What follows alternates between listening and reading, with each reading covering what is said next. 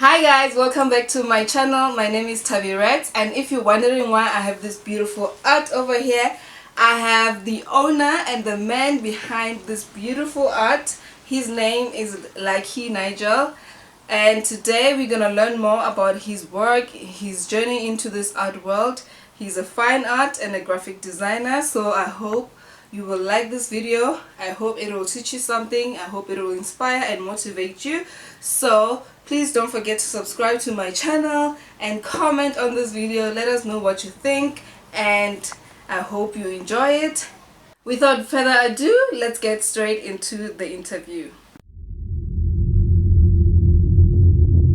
Hello people, my name is Nigel Manaka, and I'm from Libahomu, Limpopo originally, and grew up in Alexandria, Johannesburg. Today I would like to basically introduce you guys to a different form of art that I use for during my spare time and for work purposes.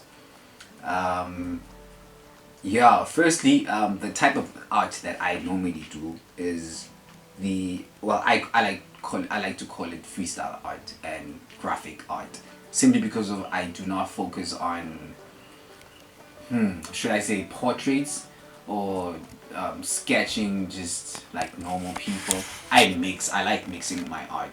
I like bringing a different feel to the art that I bring. And today I would love to actually start, should I say, introducing you to where and how it began.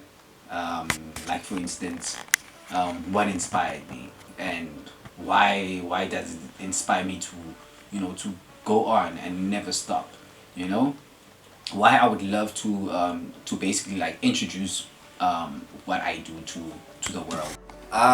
Well, to be honest with you guys, I would like to say that before I actually even started sketching, it wasn't something that just came into my mind, or that I was influenced by my parents or by my siblings at home telling me that Nigel, oh I like you, go do this, go do art, go see or seek your career into art. It all started when I was I think I was 7 years or 8 years old, and I started, I was at my sister's house back in Joburg in Alexander, and she was living with her husband and her two kids, and basically it wasn't like I said, it was just something, just a normal sunny day at home, and then I just took a drawing pad that she had herself and a pencil, and I started drawing flower pots. And every time when I drew those flower pots, it drew something inside me. It built something inside me. But remember that I was still a kid at the time, so I was still playful, and I was way too energetic, and playful, just to want to be all wild and out. But in the end, when I started showing my sister my drawings, she was actually impressed, and for a moment she was like, I actually can do something out of this. But simply because of growth and distance, I moved back I moved back home, Limpopo. And after a while, after some years, back, around about 2006, my late brother passed on through a car accident, and I think I was still in high school doing my grade 10, and during that time, I was stepping into my teenage, world, and I was full of mysteries. I was full of anger, and I was full of questions to ask, and after that, it just escalated to me, having this dark feel, if I may say.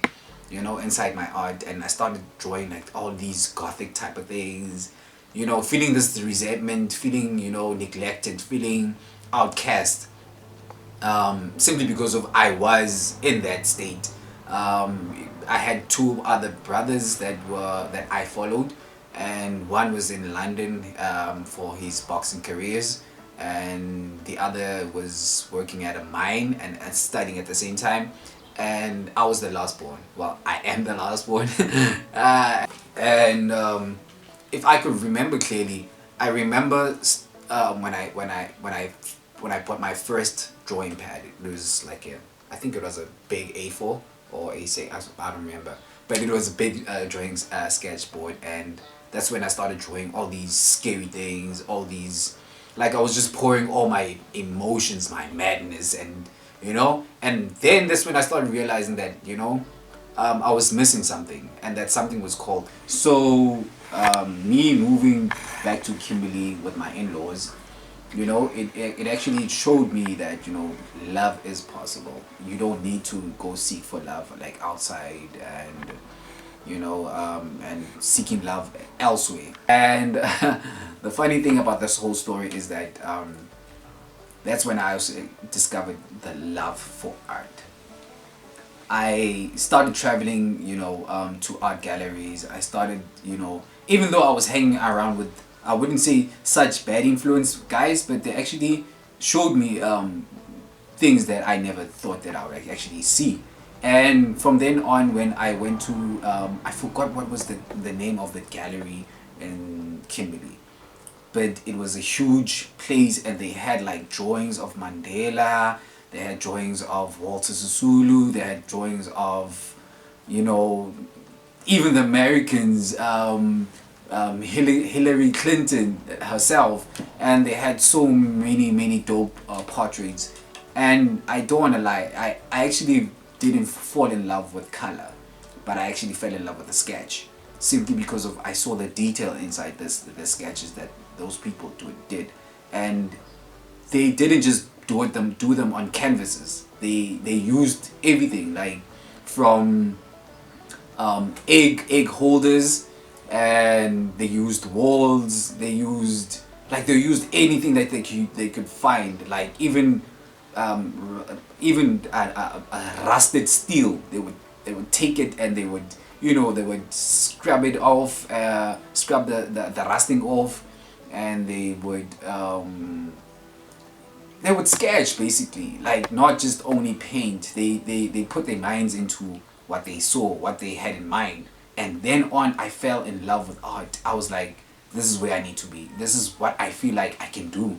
Simply because of my mind was like, I used to do this when I was a kid. I used to do this when you know, when I was coming up, you know. And now today that I could really, you know, sketch back home. I started hanging around with guys like Ford Tabang Laga, Roy, Madimeja trainee, and bakers, you know, people that I hung around with, and they showed me like the creative side of, you know, just their artistry. And we started hooking up shows, small shows, Gasi expressions, and trust me, it was dope. And I don't want to lie, you know, like the experience, you know, with those guys, it was massive, you know. And I slept on my passion for quite some time. But I won't lie, it actually picked up when I started turning 27, somewhere there, and I started realizing that, you know, I'm not a kid anymore. I'm not a teenager anymore. Like I take what needs to go.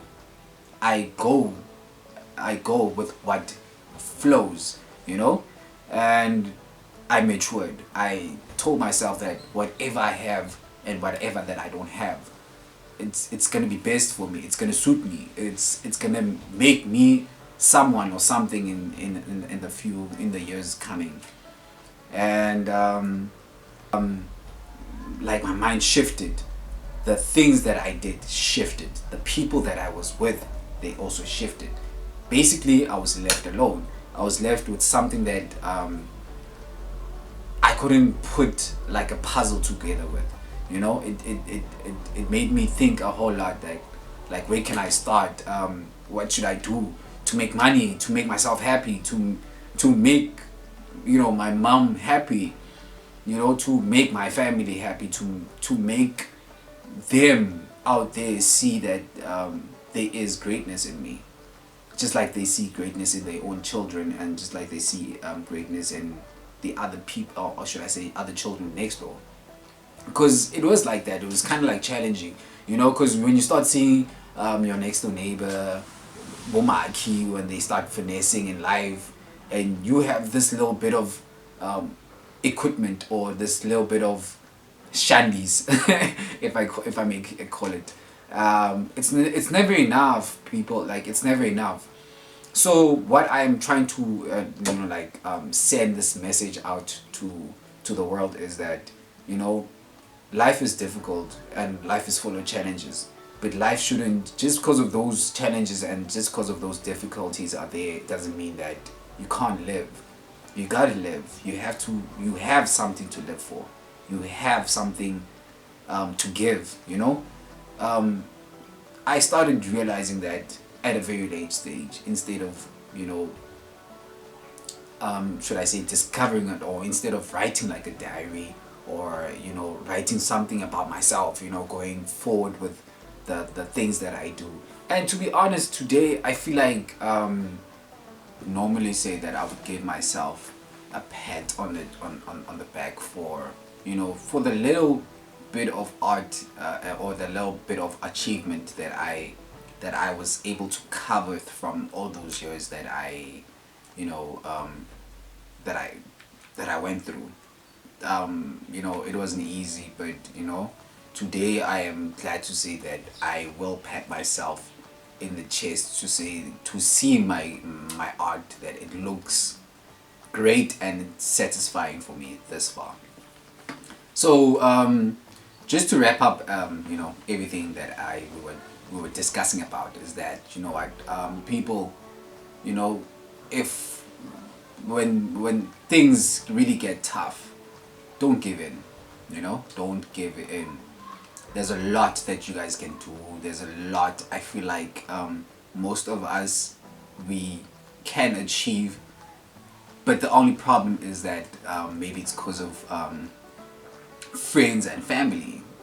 They step in, or they try to blindside us from you know, should I say, achieving these things. Yes, we can discuss with our friends and our families about you know, what about, you know, distractions, you know, things that distract us from achieving or from doing. So what I wanted to you know, school you guys about was distractions in the streets, especially with our peers and our families. Yes, families can distract us, and, you know, I feel like a lot of us know that, or are going through that today. But do not be discouraged, people. Motivation and motivate yourself more, and I feel like we need to start stepping out on from our comfort zone. You know, being comfortable with where you are today, with the people that you are. I feel like we need to, if we say that we are all artists, we have a certain type of talent. Your talent needs to be nurtured. Your talent needs to be, or should I say, you need to you know, explore, go out, go to art galleries, and or go to mountains, and, you know, get something that can inspire you, get something that you can say that, you know, I can change this and make it my own. I can switch up and turn something that's old into new, turn something that's new into something that's creatively in a way of looking old, but yet still looking and staying relevant with what you have. And yes, people, be passionate all the time. Yeah, from me to you guys, with much love. Holla.